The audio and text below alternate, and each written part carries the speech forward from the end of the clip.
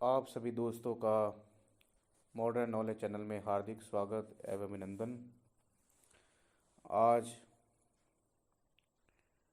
हम modern knowledge channel में आपके लिए बड़ा ही अद्भुत विषय लेके आए हैं, एस्ट्रोलॉजी का, जो हमारे जीवन में बड़ी ही महत्वपूर्ण रखती है। बड़े बड़े वैज्ञानिक, बड़े बड़े डॉक्टर, बड़े बड़े बुद्धिजीवी इस विषय को लेके अपने जीवन का उद्देश्य तय करते हैं और करना भी चाहिए।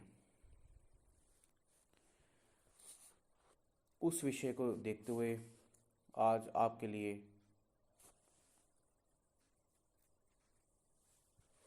रत्नों के बारे में, जिसे हम नग भी कहते हैं, उसके रहस्यों के बारे में आपके लिए, उस विषय पे चर्चा के लिए आपसे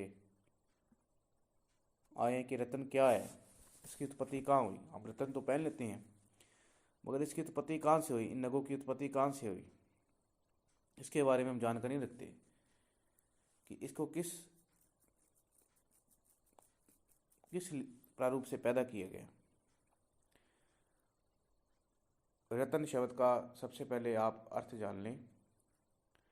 रत्न का अर्थ है सर्वोत्तम वस्तु। इसको देखकर सब प्राणी प्रसन्न हो जाते हैं। अमर कोश में एक शास्त्र है, अमर कोश में ब्रह्म संहिता में इसकी महिमा है रत्नों की, कि जिसे देखकर हम प्रसन्न हो जाते हैं, उसे रत्न कहते हैं। रम मैंने धातु, ऋणी मैंने सर्वोत्तम वस्तु, उत्तम वस्तु। सबसे पहले इन रत्नों का जो प्रादुर्भाव पता लगा वो ऋग्वेद से पता लगा।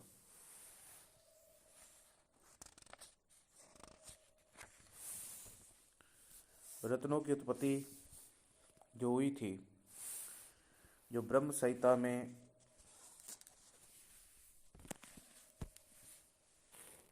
इसका वर्णन है, अमर कोश में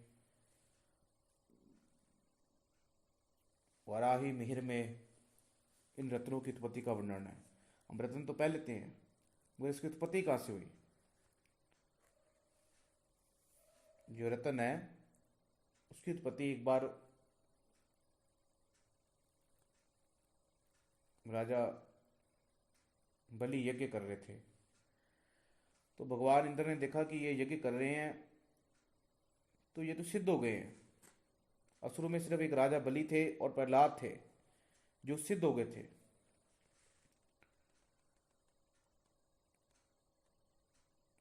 तो उन्होंने यज्ञ पशु बनने की प्रार्थना की कि आप अपनी बलि दे दो। तो उन्होंने उसको स्वीकार कर लिया। जो इंद्र था वो ब्राह्मण का वेश बना के चला गया और उसने कहा कि मुझे दक्षिणा में तुम अपना बलि दो, और उन्होंने स्वीकार किया। और इंद्र ने अपने वज्र से प्रहार किया और राजा बलि के टुकड़े टुकड़े हो गए। उन टुकड़ों से जो नीलम, पुखराज, पन्ना, मोती, चंद्रकांत मणि, गोमद, फिरोजा, लसुनिया, मारस मणि, पारस, स्फटिक माला, ये सब बने। जो हीरा था भगवान बलि के कपाल खंडों से आया। पन्ना पित्त से आया, इसलिए पूरी बॉडी से भगवान बलि की वो प्रारूप रत्नों की उत्पत्ति हुई। रत्न तो हम पहनते हैं, मगर हम जानते नहीं कि रत्नों का रचयिता कौन है, रत्न किसके द्वारा है। इसलिए रत्न हम पे कम काम करते हैं।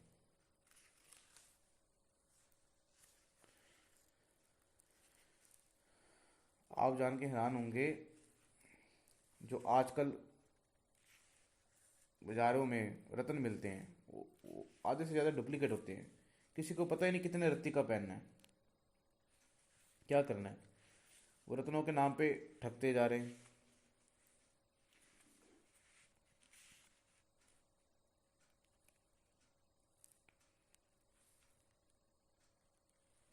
ये बड़े बड़े खदानों से निकलते हैं, बड़ी बड़ी वनस्पतियों से निकलते हैं, और कुछ लोग इसमें केमिकल लगा के थोड़ा बहुत करके इसको बेच देते हैं, मगर वो काम नहीं करते। इसलिए तो मुगल आए। मुगल क्यों आते थे भारत पे, आक्रमण क्यों करते थे? इसलिए अंग्रेज क्यों आए? वो कहते हैं यार इनके पास तो रतन ही है, ये तो मूर्ख लोग हैं। जब उन्होंने कश्मीर घूमा, उन्होंने देखा यार यहाँ तो खजाना है। भारत को ऐसे थोड़ी सोने की चिड़िया बोला जाता था। उन्होंने कहा यहाँ तो खजाना है। तभी मुगल बार बार आक्रमण करते थे और मंदिरों गुरुद्वारों से सब लूट के ले जाते थे, क्योंकि वहाँ रतन लगे होते थे। इसलिए अंग्रेज कोहिनूर का हीरा ले गए। कोहिनूर का हीरा नहीं ले गए, वो रतन ले गए। वो कहते ये तो बड़ा अद्भुत है।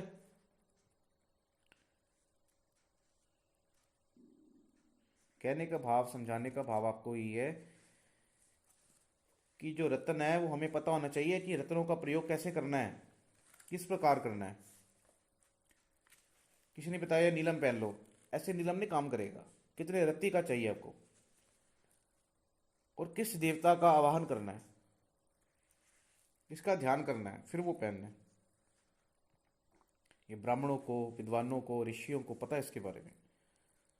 बड़े गहरे जो ब्राह्मण होते हैं, जो विद्वान होते हैं, उनको पता है। जो बड़े पुराने विद्वान ब्राह्मण हैं उनको पता है इसके बारे में। वो खो गया।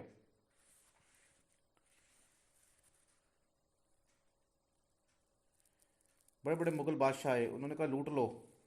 कहते ये तो इतने रत्न है, ये तो भरा पड़ा भारत। तभी अंग्रेजों ने भारत को गुलाम बनाया। जब भी आप कोई रत्न पहनते हैं तो ब्राह्मणों से, ऋषियों से, जो भी जिसको भी आप अपना मानते हैं, उसकी प्राण प्रतिष्ठा करा के पहने। ऐसे मत पहने, क्योंकि वो काम ही नहीं करता। वो काम ही नहीं करता।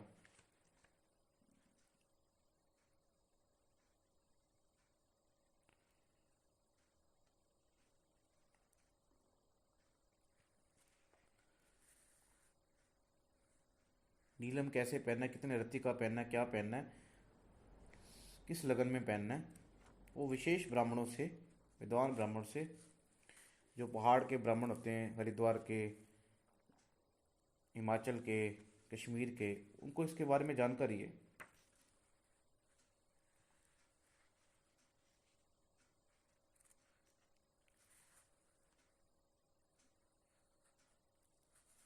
किस किस राशि के सूर्य के लिए हमने माणिक पहनना है, बुध के लिए पन्ना पहनना है, शुक्र के लिए हीरा पहनना है।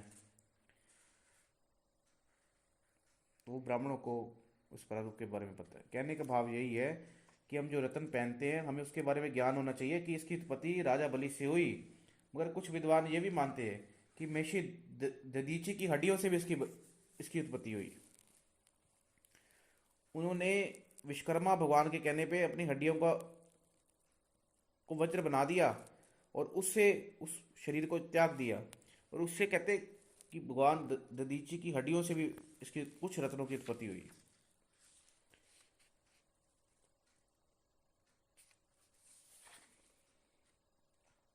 श्रीमद् भगवत स्कंद पृष्ठ 10 श्लोक 13 में भी ये लिखा है।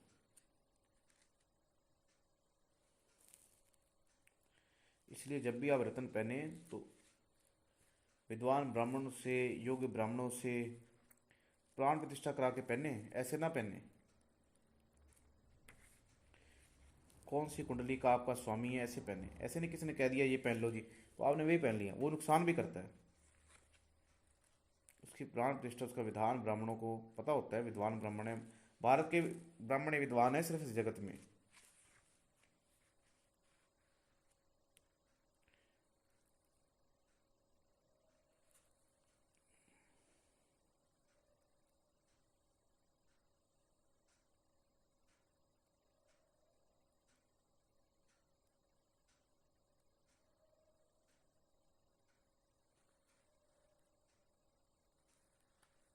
इसलिए आप सबको आने वाले समय में हम रत्नों की पूरी जानकारी देंगे, विस्तृत जानकारी देंगे कि रत्न क्या है, इसका कैसा प्रयोग करें। ऐसे नहीं कोई आपको किसी ने बोले नीलम पहन लो और आप वहाँ गए सुनहरे की दुकान में और आपने नीलम पहन लिया, ऐसे वो काम नहीं करता। तभी तो हम उतार के फेंक देते हैं। उसकी प्राण प्रतिष्ठा विशेष ब्राह्मणों से करवा के, योग्य ब्राह्मणों से, ऐसे नहीं कि मतलब ऐसे ही ले लिए। तो कहने का भाव यही है कि हमें पता हो कि रत्न क्या है।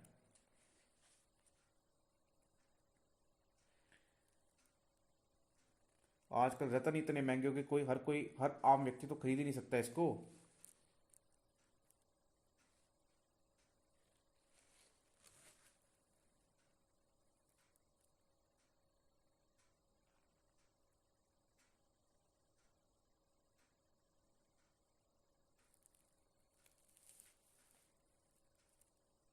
इसलिए इस बात का विशेष ध्यान रखें कि जब भी हमने रत्नों का प्रयोग करना है तो विशेष योग्य वास्तु के प्रारूप से, उस प्रारूप से हमने करना है, ऐसे नहीं करना। इसलिए इस वीडियो में आपको एक विशेष प्रारूप रत्नों का बताना था, वो बता दिया। इस वीडियो को ज़रूर आप शेयर करें कि रत्नों की जानकारी, रत्नों की उत्पत्ति कैसे हुई, वो सबको पता लगे। और आने वाले समय में आपको रत्नों की बड़ी अद्भुत हम जानकारी देंगे। अगर आपको अच्छी लगी ये वीडियो तो कमेंट कर दें। आप सबको नमस्कार।